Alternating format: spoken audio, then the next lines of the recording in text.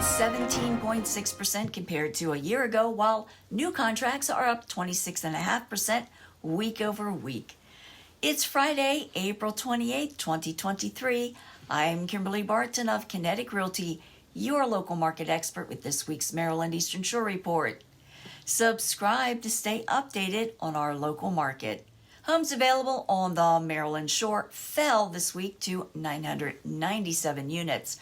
Only 68 homes came to the market over the past week.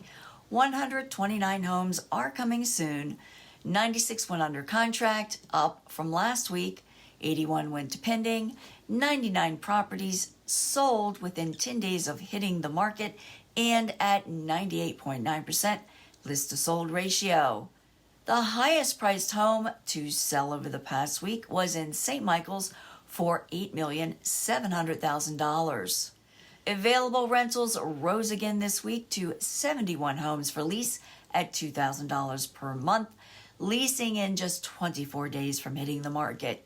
If you are a landlord, I want to remind you that it is a violation of fair housing laws to discriminate based on source of income, i.e., vouchers and subsidized housing, as well as familial status, a tenant with children.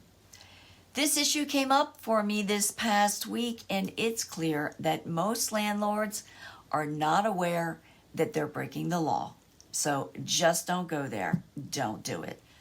That's a wrap for this week's Maryland Eastern Shore Report for Friday, April 28th, 2023.